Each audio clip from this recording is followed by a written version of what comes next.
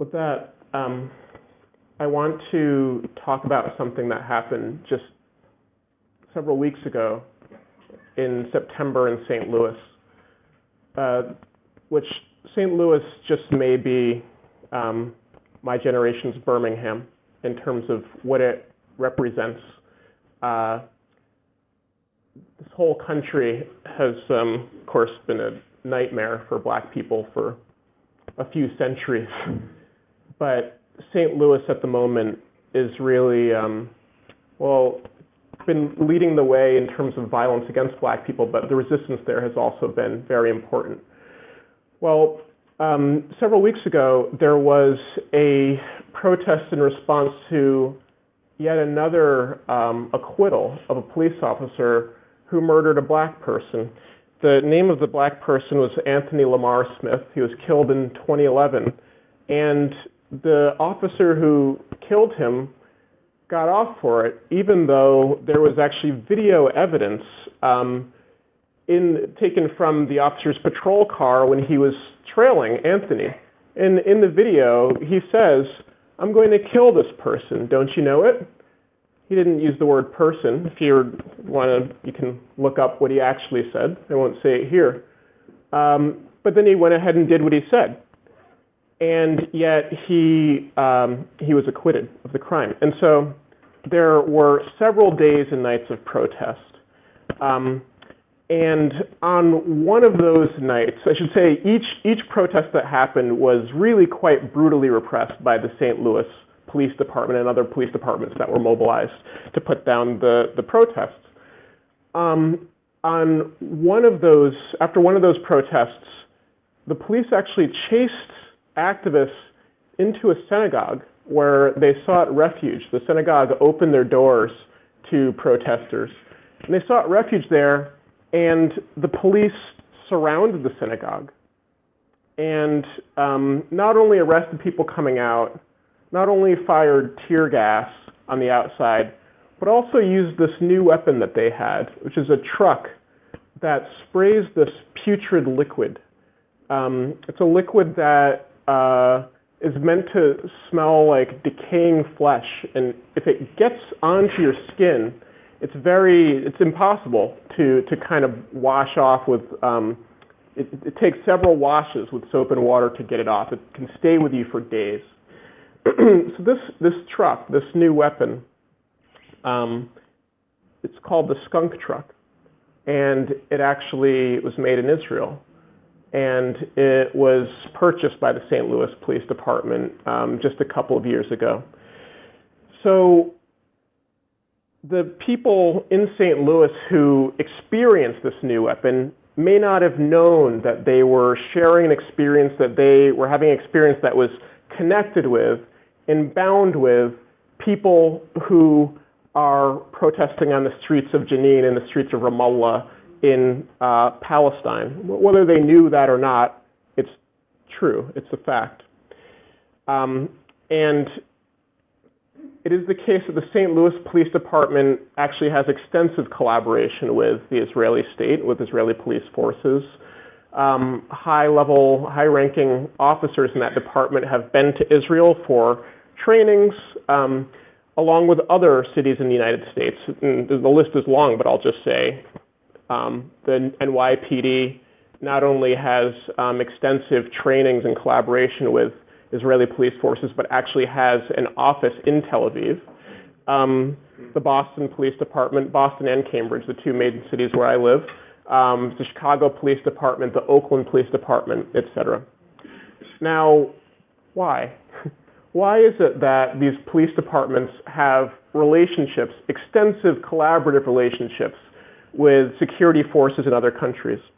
This is because Israel actually markets itself as specializing in questions of security, specializing in things like fighting terrorism and so on. That's how they describe it. What I would say, and what I think many others would say, more specifically, is that Israel, the Israeli state, its day-to-day kind of existence is really premised on the subjugation of the Palestinian population. That has been true since its inception. And it therefore has quite a lot of knowledge to lend to other states that are interested in subjugating their subject populations as well. So let me say a word about Palestine and the Palestinians. This has changed, started to change in recent years, and it continues to change, which is a good thing, but conventionally in the United States for a long time, the conversation when it comes to questions of Palestine and Israel, the typical thing is to say, oh, it's too complicated. You throw your hands up, it can't be understood. This has been going on for thousands of years, et cetera, et cetera. And of course the issue is complicated, but it's also, like so many issues, profoundly uncomplicated, profoundly simple. The Israeli project involves building a state where there was already a group of people there. And that's not all. It's not just any state. It has to be a Jewish state, which is only relevant to the Palestinians. The only reason why the Jewish character of the Jewish state is relevant to the Palestinians is that the vast majority of them are not Jewish and therefore have no place in this state.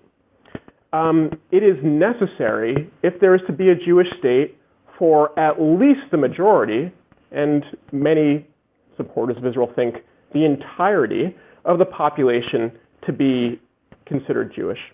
And so to have another quite sizable non-Jewish population already present on the land where this state is being built is deeply inconvenient. So inconvenient, in fact, that from the very beginning and right through to this day, Israel has worked to really eliminate the Palestinian presence from that place. Now, there's a history before 1948, but I want to say a word about that year because it really marked a turning point in the Israeli project. 1948 was when Israel fought what it calls the War of Independence. And while there had been a Jewish-Arab presence in Palestine for centuries prior, by the 1940s, the overwhelming majority of people, of Israelis, kind of newly declared Israelis who fought this war, were actually settlers from Europe, newly arrived. A group of settlers declaring a new state, not surprisingly, provoked a response, as it would anywhere in the world, from other states in the region. And so neighboring Arab states sent troops. Now, this is the story, if one hears at all about the 1948 war, this is the story that one hears, that this is a struggle between a newly declared Israel and invading Arab armies. And of course, that was a big feature. But I would argue that the central feature of 1948 was actually a war of terror against the Palestinian population, the civilian Palestinian population. And it involved massacres of civilians and mass rape, among other forms of violence. Through these means, 800,000 Palestinians fled what would become Israel. Many, as they fled, carried their house keys with them, believing that this would be a kind of temporary situation and that they would be able to return to their homes. The next year will mark 70 years since 1948, and these house keys have been passed down from generation to generation. And actually, the key has become the symbol of the Palestinian right to and longing for return to Palestine. Therefore, what is known by Israelis as the Israeli War of Independence is known by Palestinians as al-Nakba, which means the catastrophe in Arabic. And that catastrophe never stopped. This summer was, for example, the 50th anniversary of the 1967 war, in which Israel occupied East Jerusalem, Gaza, and the West Bank, places that many Palestinians who were displaced in 1948 fled to. Now, I won't go into this in detail, but it must also be said, if I'm mentioning the War of 1967, in addition to conquering more Palestinian territory, Israel also seized part of southern Lebanon, part of Syria, known as the Golan Heights, and actually a huge section of Egypt, known as the Sinai Peninsula. The result of this violence is now three parts of the Palestinian population. One is the group of Palestinians that, to the extent that we hear about Palestinians at all in this country, are the ones that we hear about who live in the West Bank and in Gaza, occupied territories. There are those Palestinians who live within the borders of Israel, people who are often called the 48 Palestinians, those who've been there since the state of Israel's creation, 1948, and they represent about 20% of the Israeli population. Actually, it's quite larger, for example, than the African American population in this country. And then there is the refugee population in the surrounding countries and actually all around the world, which numbers in the millions. Israel has not only worked to displace Palestinians physically, but also rhetorically. Maybe most infamously, in 1969, when the Prime Minister of Israel, Golda Meir, said, there were no such thing as Palestinians. They did not exist. And so the very existence, not only that violence has been used to kind of push Palestinians away from the land and, of course, kill many Palestinians, but there's been a denial of the very existence of a Palestinian nation. But Palestinians have refused to be forgotten. And it is really only through their resistance, only through their refusal to surrender, that we know at all about Palestine and Palestinians. This refusal to simply give up, has earned Palestinians demonization. That they are considered the aggressors, they are called terrorists and so on, particularly in the United States. Now, anyone who is taking an honest look at this situation must find this quite strange for this group of people who has been displaced, who's been subject to so much violence, for them to be cast as the aggressors, them to be demonized, must be so strange. And yet that script is repeated. Now, I want to talk about one moment when that script was repeated, because it was a really interesting moment. It's the summer of 2014. Now, it was in many ways a nightmarish summer. It was, at that time, Israel's latest attack on Gaza, really a one-sided slaughter, where not only were over 1,000 Palestinians killed, but that attack in particular, for me and for many people around the world, will be remembered as a summer of slaughtered children. Over 500 Palestinian children in Gaza were killed in that attack. And yet, again, Palestinians were cast as the terrorists, Palestinians were cast as the aggressors, and so on. A kind of caricature that I think is becoming increasingly difficult to defend for Israel. That was one thing that happened that summer. Another thing that happened that summer was the uprising in Ferguson, Missouri. And there was a moment when those two things were actually happening at the same time, when Palestinians in Gaza were kind of resisting and enduring this nightmarish attack, at the same time as black people in the suburbs of St. Louis were rising up and calling attention to the police murder of a young man, a black man, named Michael Brown. Now, when that happened, one of the really remarkable things that took place during the Ferguson uprising was that immediately Palestinians in Palestine took to Twitter and started offering advice to the rebels of Ferguson, saying, here's how you deal with tear gas. We've got experience with it.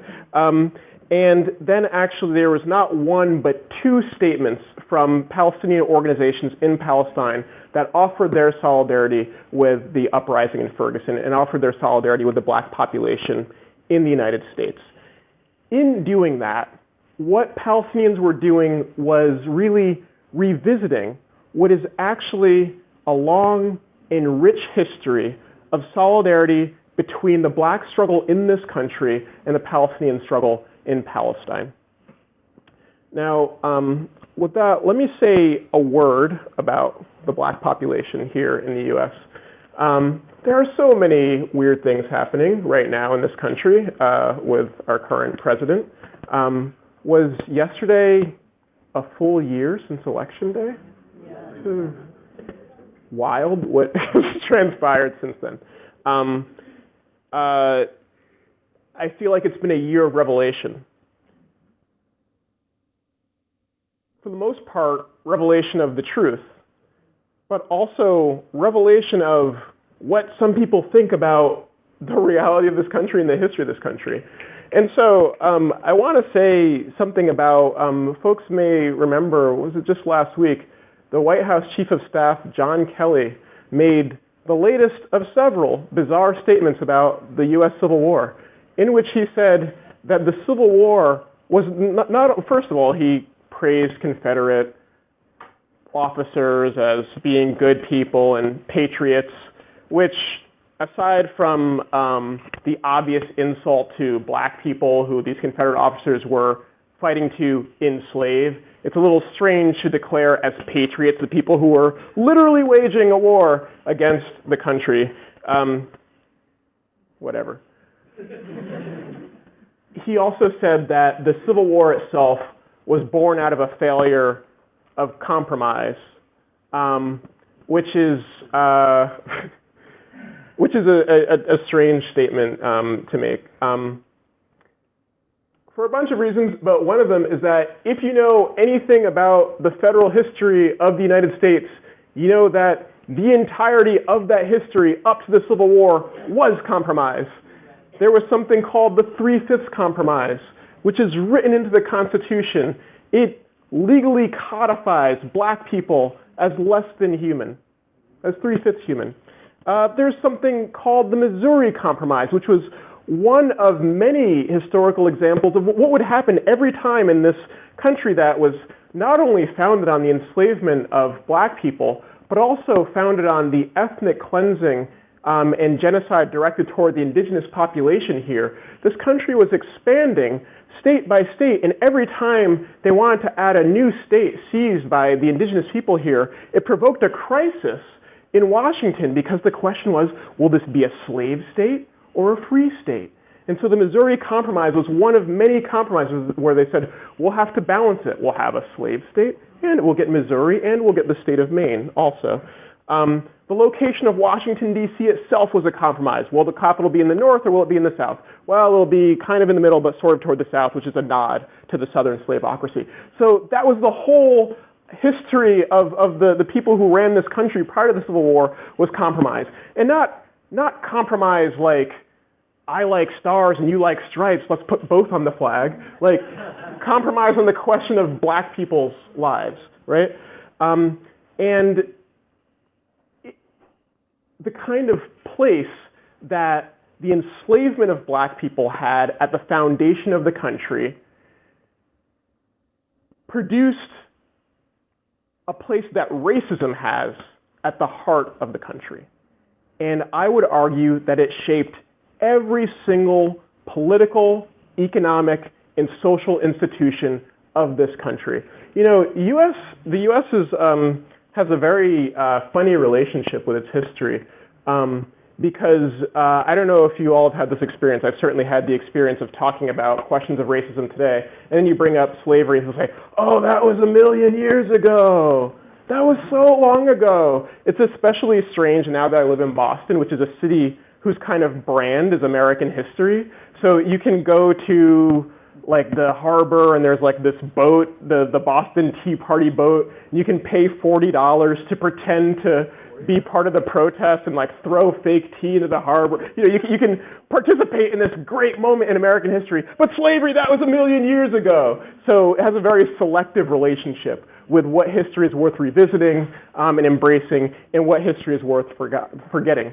Though, interestingly, since Trump has become the president, it's not a question of forgetting the history of the Confederacy. It's an embrace of the history of the Confederacy.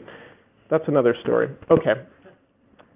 So I think that not only has racism shaped, and racism in general, but anti-black racism in particular, has shaped this country's education system, has shaped its criminal justice, has defined its criminal justice system, and countless other institutions. Every institution, really, that grew up in this country. So, with that, I want to circle back to the question of Black Palestine solidarity and talk about its significance. You know, when I was first getting active around Palestine, and I should say that I've become pretty radical. But learning about Palestine was actually the spark for me that sparked my radicalization. And at the time, some of you may have also had this experience, taking a stand for Palestine in this country, I found out was not cool at the time. I mean, it was always cool, but now people know it's cool, you know. But it was a different situation. And one of the things that was often said by supporters of Israel and by Israeli politicians themselves was, you know, the Palestinians are so violent, we don't have anybody to negotiate with. If only there was some kind of nonviolent alternative that the Palestinians put forward that we could actually dialogue with, well, then we could just resolve this. Now, there's a lot of problems with that argument. But for what it's worth, a global, nonviolent kind of entity or strategy has emerged, and that's known as the Campaign to Boycott, Divest from, and Sanction Israel, or BDS. And BDS has been part of really a sea change on the question of the politics of Palestine in this country and all around the world. And far from embracing the opportunity to supposedly dialogue with BDS activists, Israel has actually convened conferences about what are we going to do to stop BDS, because BDS is now the greatest threat to Israel. That's how it's portrayed. Okay, so BDS is a threat, so-called, and I have to say, since we're at a university, there is actually a particular effort to prevent BDS from being pursued on college campuses around this country, particularly as it becomes more popular. I believe in New York State there's actually legislation that's been passed that criminalizes boycott, divestment, and sanctions. There are, this is really, I think, one of the remarkable organizations of our time called Students for Justice in Palestine, which is a nationwide network of students organizing solidarity with Palestine in this country, and chapters have been decertified. We've had to fight campaigns to get chapters of SJP on campus and so on. Okay, so that's the attack on BDS in general. There is also a particular fear among Zionist institutions around Black Palestine solidarity in particular. There have been extra efforts to cultivate relationships with Black clergy in the United States to bring them to Israel. There have been extra efforts to bring Black college students to Israel and to kind of shore up Zionism among the Black population. So why? Why are they so afraid of this form of solidarity in particular? Well, I think there's a number of reasons. One, I'll just say, is that Black Palestine solidarity, it shifts the conversation about Israel because it's conventionally kind of cast as this struggle between Jews and Muslims. There's a lot of problems with that characterization. One of many being that not all Palestinians are Muslim, being that the relationships between Jews and Muslims in the Middle East and elsewhere well predate the existence of the State of Israel and have looked all kinds of ways and so on. So there's a lot of problems with that. But I think that the big problem that the powerful have with Black Palestine solidarity is that both the question of the Palestinian population, of Palestinian oppression and Palestinian resistance, and the question of the Black population, particularly in the United States, our oppression and our history of resistance, actually get right to the heart of what is wrong with this country and actually with powerful institutions globally.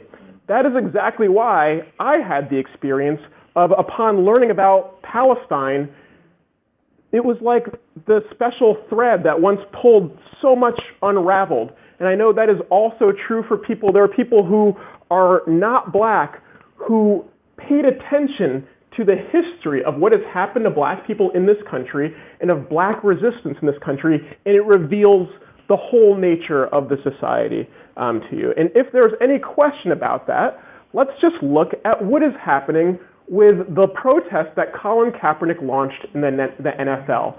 First of all, who knew that the National Football League would become the key site of anti-racist struggle in this country, which is quite inspiring, I think.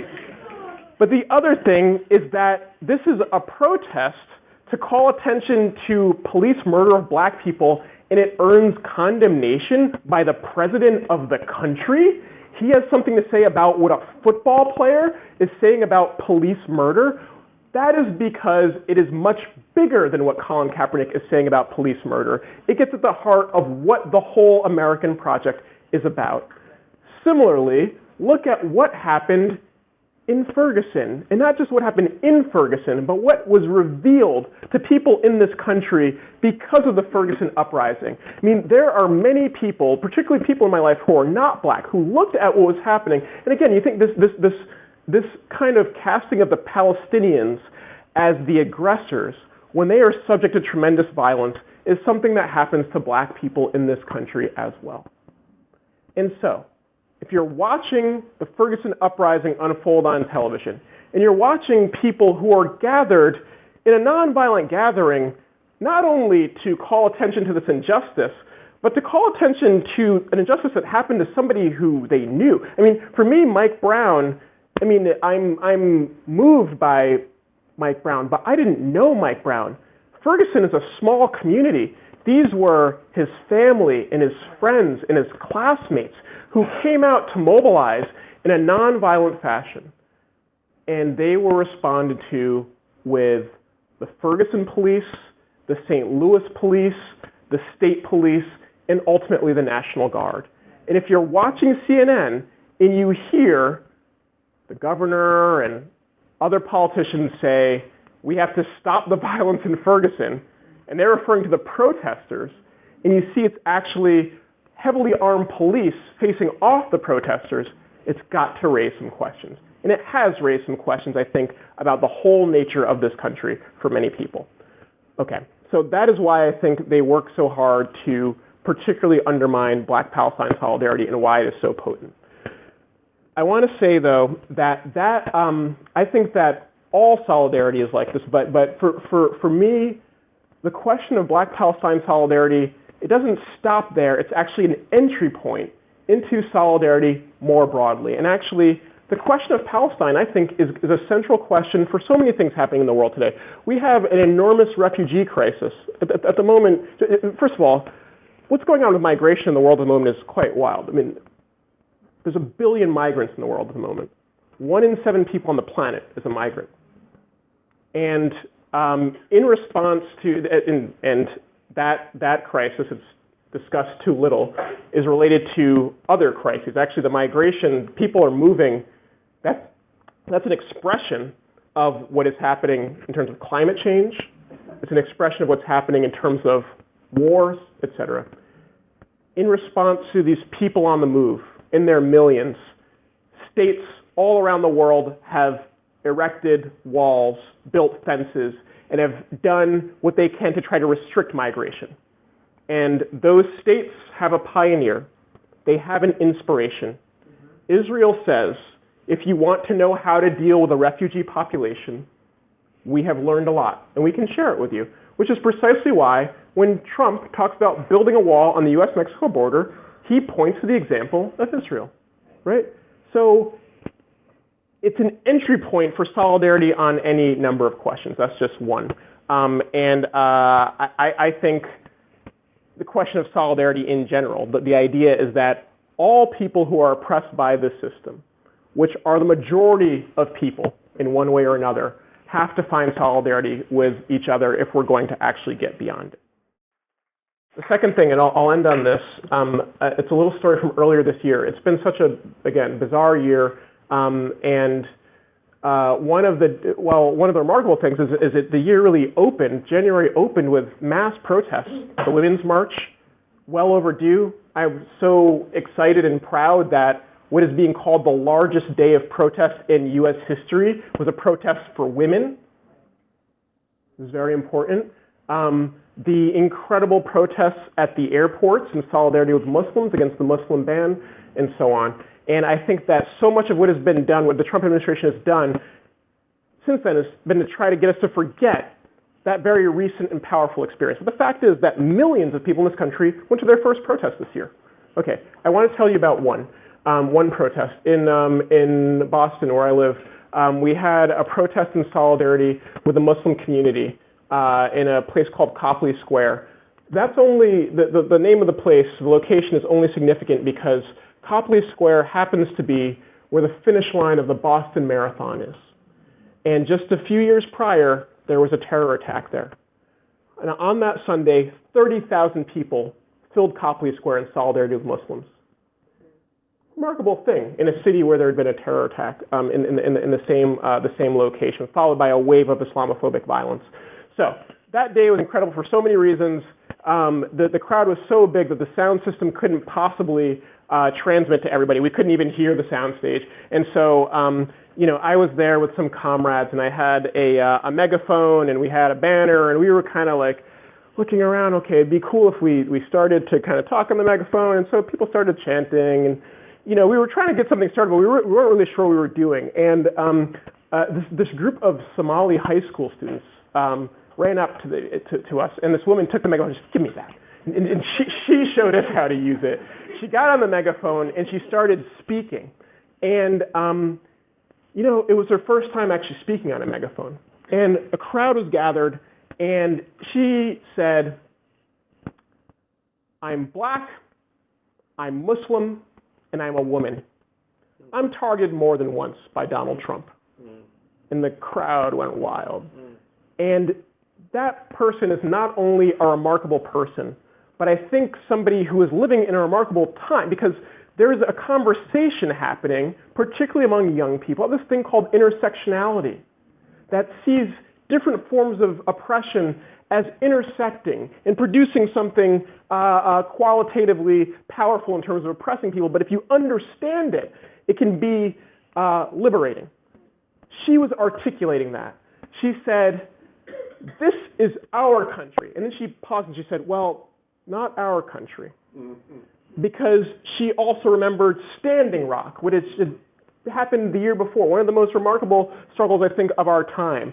And that statement was in solidarity with indigenous people. And she ended her speech by saying, "I'm just so happy to see you all and to know that you've got my back. Have you got my back?" And we all chanted, "We've got your back." And I looked around, and many of the people gathered, well, most of the people were white. Many from Boston, many from the suburbs. Now, I don't know if they knew that they would find themselves chanting, "I've got your back," with this young, black, Muslim, Somali woman, but that's what they did. That's remarkable in and of itself, but I noticed in the crowd this guy, tall white guy, and he had on a hat that said, "Afghanistan veteran." And I went up to him, and I said, "Hey, man, are you a vet?" And he said, "Yeah."